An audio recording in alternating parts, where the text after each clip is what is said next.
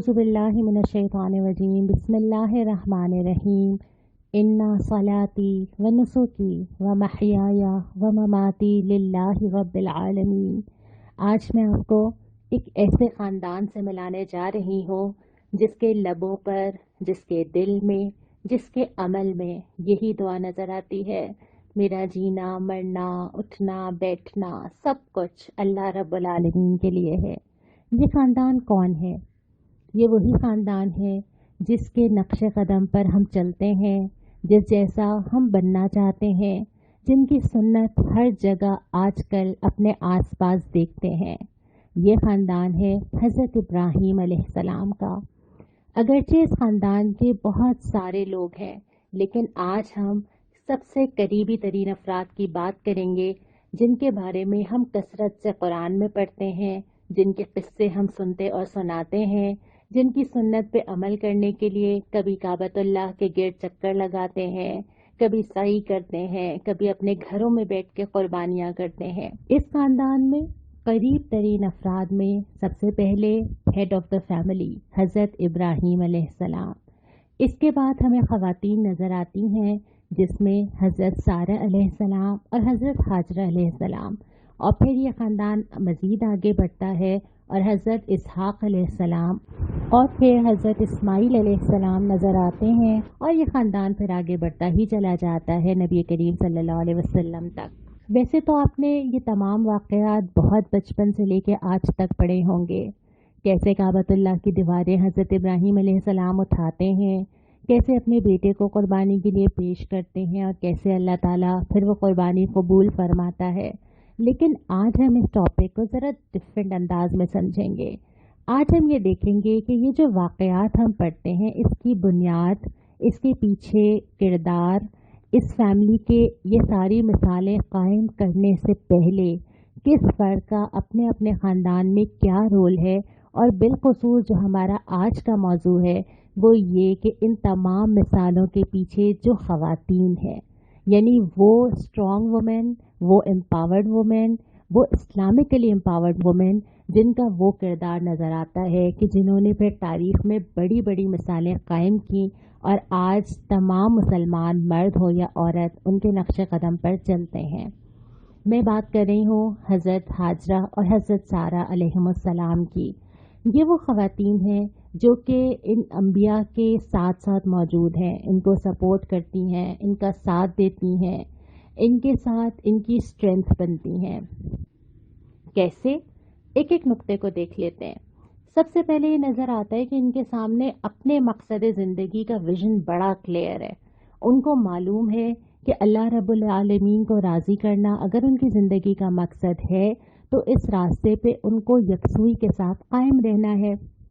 अब रास्ते में बहुत सारी चीज़ें पेश आती हैं और आ सकती हैं, लेकिन इनको बिल्कुल क्लियरली ये बात पता है कि उन्होंने ज़िंदगी में किस रास्ते पर चलना है, और ये रास्ता उन्होंने अपनी मर्ज़ी से इख्तियार किया है, बग़ैर किसी प्रेशर के, और ये सोच के कि अगर ज़िंदगी में इंसान कोई मिशन इख्तियार कर लेता है या कोई मकसद तय कर लेता है तो फिर पूरी ज़िंदगी की सारी चीज़ें उसी के अकॉर्डिंग चलती हैं।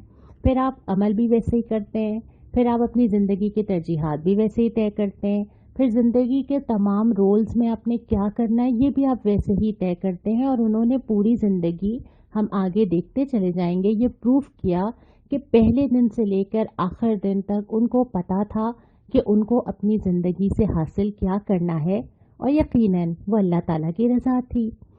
फिर इस मकसद ज़िंदगी वाज़े होने और अल्लाह ताला से ईमान मजबूत होने का नतीजा हमें उनकी पूरी ज़िंदगी में नज़र आता है। यानी आप अल्लाह ताला से अगर आपका क्लोज़ कनेक्शन है और इतना मजबूत ताल्लुक़ है तो उसका नतीजा ये होता है कि सारी ज़िंदगी आपकी ना फ़िक्र में इंतशार होता है, ना आप कंफ्यूज होते हैं, और ना अमल में इंतशार होता है।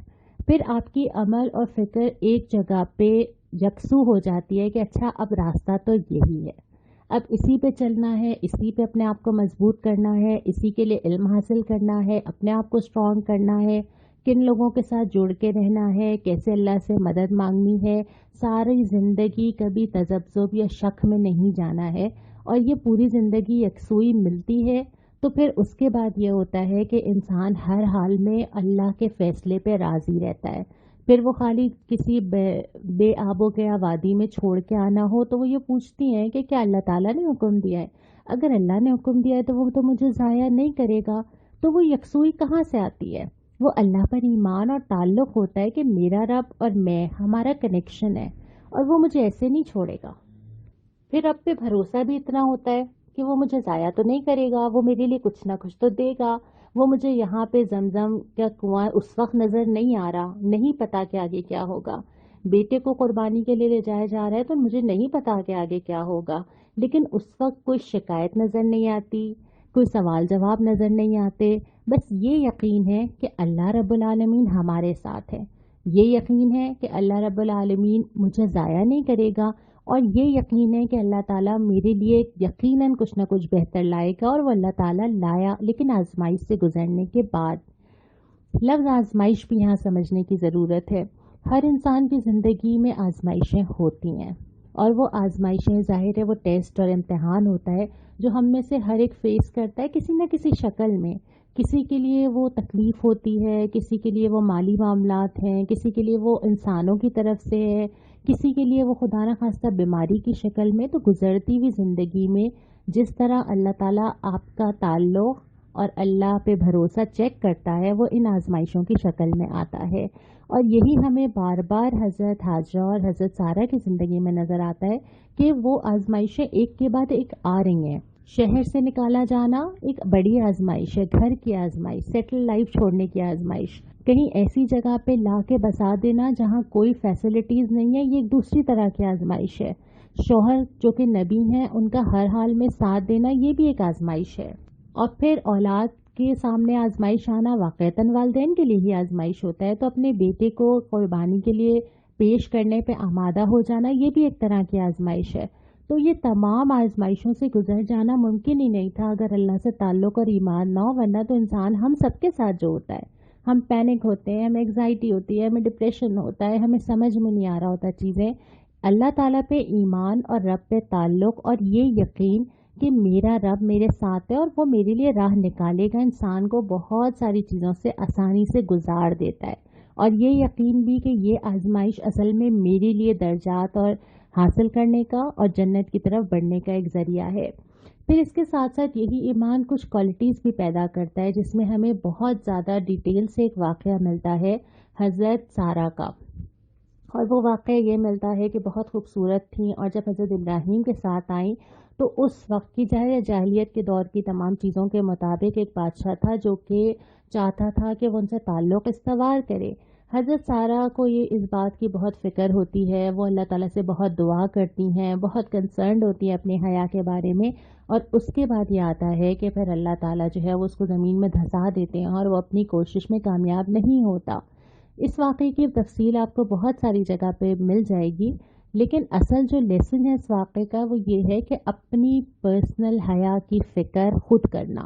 اگرچہ اسلام میں مرد اور عورت دونوں پہ یہ ذمہ داری ڈالی گئی ہے کہ معاشرے میں حیا کا نظام قائم کریں، پوری سورہ یوسف پڑھا دی جاتی ہے کہ مرد اپنی حیا کو کیسے قائم رکھے، بار بار ہدایات کی جاتی ہیں کہ عورت اور مرد دونوں اپنی حیا کے ذمہ دار ہیں.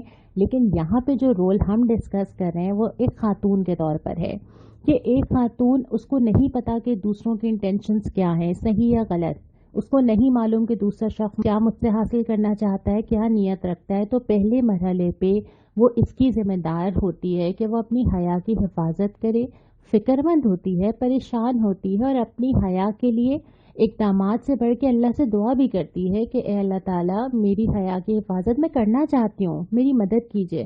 اور پھر اللہ تعالیٰ اس کی مدد بھی کرتے ہیں، اور اللہ تعالیٰ کی مدد پھر بعد میں آتی ہے.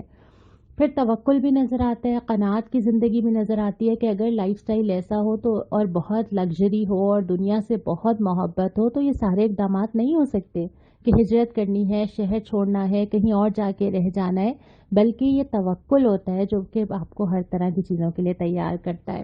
پھر ہمیں یہ رول ایک اور جو نظر آتا ہے نا وہ فیملی کے اندر بھی نظر آتا ہے. ہم سب جانتے ہیں کہ ہم سب کے گھروں کی خواتین جو ہیں وہ فیملی کی چوائسز پہ، لائف سٹائل پہ، کن کن چیزوں پہ اثر انداز ہوتی ہیں. ख़ास طور پہ جب آپ پیرنٹنگ کرتے ہیں تو آپ کو پتہ ہوتا ہے کہ آپ کے جملے کہیں نہ کہیں خاندان میں ریفلیکٹ کرتے ہیں. کبھی وہ 2 سال میں ہی نظر آ جاتے ہیں, کبھی 20 سال بعد جا کے نظر آتے ہیں. تو جو حضرت حاجرہ اور حضرت سارہ کا رول تھا اس خاندان کے اندر, اس میں سب سے اہم چیز تو یہ تھی کہ اپنے شوہر کی اطاعت بھی کرنا, اس کے ڈیسیشنز میں اس کا ساتھ بھی دینا, اس کا ایک پورا سپورٹ سسٹم فراہم کرنا, اور ہر طرح کے فیصلے میں اس کے ساتھ کھڑا رہنا, اس کی اسٹرینتھ بننا. یہ چیز ہمیں بہت زیادہ نظر آتی ہے کردار کے اندر. ایک کامیاب گھر اور ایک ایسا گھر جس نے آگے جا کے معاشرے کے لیے کتنی قابل عمل مثالیں اور سنہری نمونے چھوڑے ہیں, اس گھر کی بیس پر خاتون خانہ کا یقیناً بہترین رول ہوگا. پھر ان کا آپس کا تعلق, حضرت سارہ کا حضرت حاجرہ کی تربیت کرنا. رشتے میں تو وہ دونوں سوکن تھیں, لیکن دونوں خواتین کا باہمی تعلق بھی نظر آتا ہے, اور پھر ایک خاتون کا دوسری خاتون کو سپورٹ کرنا, اور پھر ایک فیملی یونٹ کا مضبوط ہونا. پھر تربیت اولاد بھی نظر آتی ہے. ظاہر ہے اگر اولاد کی زبان سے یہ الفاظ نکلتے ہیں حضرت اسماعیل علیہ السلام کی کہ اگر آپ کو اللہ تعالیٰ نے حکم دیا ہے تو کر ڈالیے, کیا یہ ایک اچھی پیرنٹنگ کے بغیر ممکن ہے؟ کیا ایک ایسی اولاد کے منہ سے نکل سکتے ہیں جس کو اس کا مقصد زندگی اس کے ماں باپ نے سمجھا نہ دیا ہو, جس کو پتہ نہ ہو کہ اس کے ماں باپ کس مشن کے لیے مصروف ہیں؟ اگر حضرت ابراہیم علیہ السلام کی زندگی دیکھیں تو بہت ساری چیزیں ایسی تھیں جس میں ایک کنفیوز دماغ بہت سارے سوال کر سکتا ہے.